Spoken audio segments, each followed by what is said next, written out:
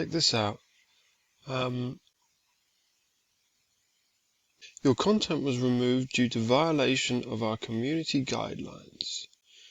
You won't be able to upload or do things like upload, post or live stream for 1 week. So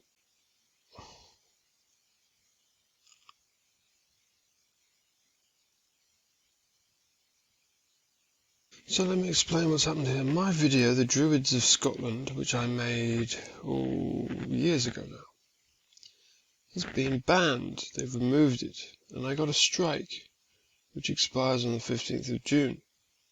I won't be able to upload or anything for a week. I'm making this on the very day that it happens, so I'll upload it as soon as I can. And my video, The Druids of Scotland, obviously I've got a copy on my computer, safe. I did back things up. But they said that it was removed for hate speech. Okay, hate speech. Inciting violence against a protected group. So, I don't know how many of you saw that video, but I think it's a damn shame, because that video, when I made it, I thought, gee whiz, man, this is some crazy shit.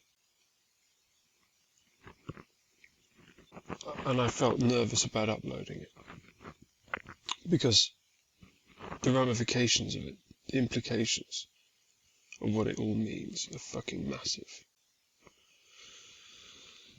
But I did it anyway, it's cutting edge historical research. Nobody is publishing stuff like this. You won't find any historian in the world that comes close to this. And it's all verifiable and logical stuff. So they took it down. YouTube is poorer because of this. Because I said, the Druids. So basically, let me explain what I said in that video, if I can remember clearly what I said. The gist of what I've discovered with all this research into the Celts and the Druids, these mysterious people who were so important, and yet, nobody can really say who they were, at least in the mainstream historical research. In the history books, you won't find exactly who they were, it's very vague.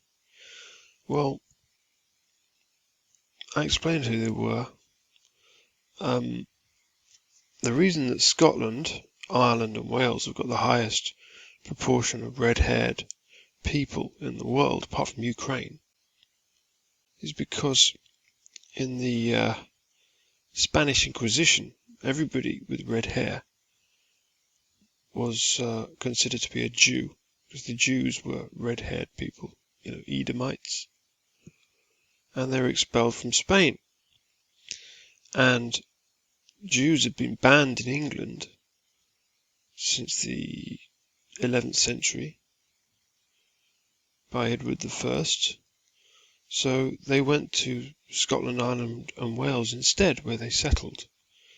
And funny thing about so that's your Celts, that's where they came from. The Celts were Iberian Jews. And the funny thing about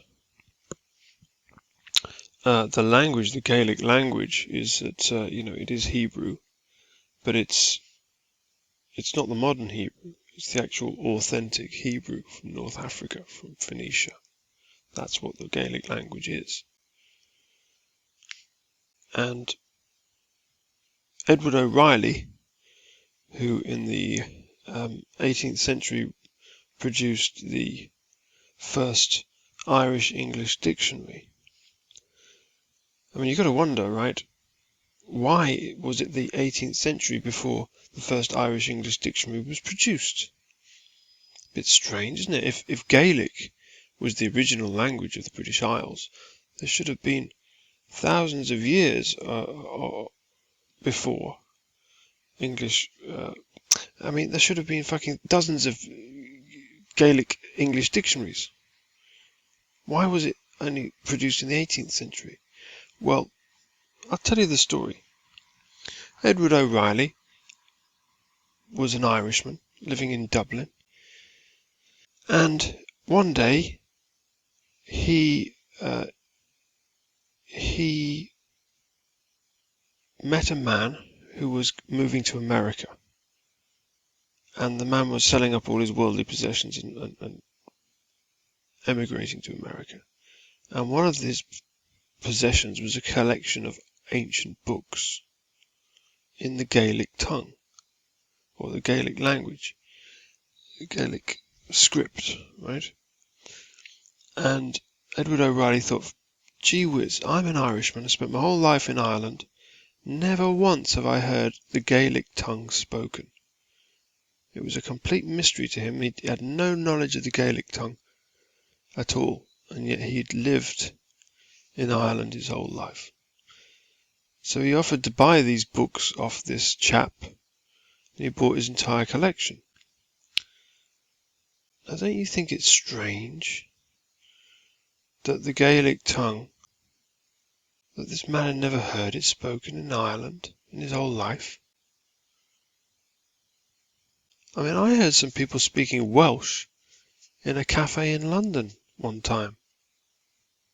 And yet this man lived in Dublin. Okay, it's not it's never been a Gaelic speaking city, but still you'd expect him to have overheard a conversation or something by some, visitors from the western part of Ireland or from, Donegal or somewhere.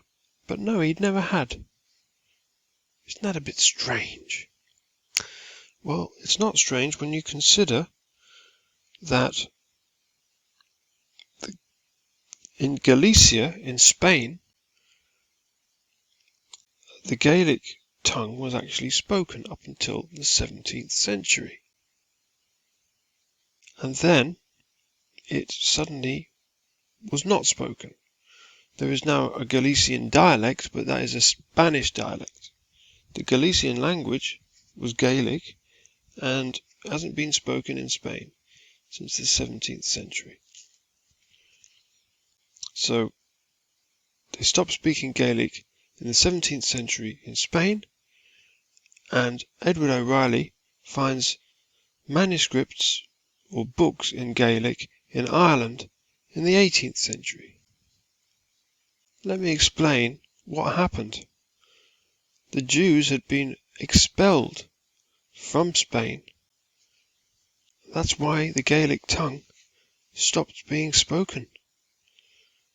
Where did they go? They went to Ireland and they took the Gaelic language with them. That's why he suddenly started hearing or finding books in Gaelic. Now there certainly were earlier arrivals of Gaelic-speaking people into the British Isles, into Ireland, Scotland and Wales. And that's why you have these different dialects, like, Welsh is quite different from Gaelic, but it's still derived from the original Phoenician language. Because the Welsh language would have been refugees from Carthage. In fact, Caraticus, if you break down the etymology of the name Caraticus, who was a famous famous British king, supposed to have spoken, part of that ancient Cymric, at the time of Caesar, he was an ancient British king. Caraticus means Carthage. It's the same etymological root. So this guy Caraticus was a Carthaginian. That's why he spoke Welsh. Because Welsh is an ancient form of Hebrew. So that explains who the Celts are. That explains why so many, 15% of people in Scotland and Ireland, 15%, is the highest proportion in the world apart from Ukraine of redheads. Okay? Anyway, YouTube didn't like it. But the important point, what I really wanted to make, is this. This man, Brendan O'Connell. And look what he's putting here. So I just presented a little bit of history, showing the connection between Ukraine, Scotland and all that lot. No hate, no incitement of violence or anything like that. This guy, Brendan O'Connell, now he doesn't have any hate or violence either, but look what he's doing. He's always on YouTube getting, views and like live streams and what is Jewish power by Jewish this, Jewish that, Zionism this, yeah, Israel that, and his videos are tolerated. He's allowed. COVID kill switch. I got busted. I got my COVID videos banned. He's all right. I mean, yeah, he has to put them on Brighteon and Bitchute. That's true. But all his videos are on Bitchute. Now, so somehow this guy, who I've said before, there's something going on with this guy. He's all right. I get my videos banned, and he's allowed to be up. Now let me explain something about. He puts his videos on Bitchute. Everybody thinks, and I thought too, that you could put your videos on Bitchute and you won't get them deleted, you won't get them banned, because Bitchute doesn't do the strict censorship like YouTube does, right? That's what we all think, isn't it? Shall I tell you something? I got one of my videos banned off Bitchute. I'm not sure which one, I can't remember now, I'll have to go and check, but it was either the plan to take over the world or Religion, the Horrible Truth. One of those two really good documentaries I did, which over the years I've just had, more confirmation that I was right. I got banned off Bitchute. I'm the only man in history to get banned off Bitchute. Have my videos banned on Bitchute. This guy's like Teflon coated. Nothing sticks to him. What the fuck is going on, man? I'm no threat to the Illuminati at all. Look how many views I get. I get like 30 views or 100 views maximum. I shouldn't even be on the radar. Why am I getting punished and banned and censored? And this guy, he's only look, his video's only been up 6 hours and he's already got 2,000 views. This guy's massive compared to me. Why are they all over me? That's what I want to know. What's going on? Alright guys, well, if anybody's got any ideas what the hell's going on, let me know. But I think the reason is that the subject matter and the stuff that I'm revealing in my videos is so fucking many millions of miles ahead of everybody else. I mean, nobody has shown how NASA simulates zero gravity using a giant magnet. Nobody's shown that. I showed you where the magnet is. It's in fucking CERN. Unless you think that they really needed to build a giant magnet, exactly the same dimensions as the International Space Station. They really had to build one. It just happened to be the same dimensions as the main module on the space station. Like underground, a mountain hidden underground in Switzerland to smash subatomic particles together. You really believe that? It's bullshit, mate. They're doing it. They're simulating anti-gravity. I mean, I'm sure they can probably put things in orbit. I'm pretty sure they could probably do that. Why they would want to do that, I don't know. But they probably can. I don't know if it would be a very good environment for human beings to live up there with all that radiation. They probably wouldn't live very long. They could probably have robots up there, or robotoids or whatever. But again, the utility, I don't see what's the use of it.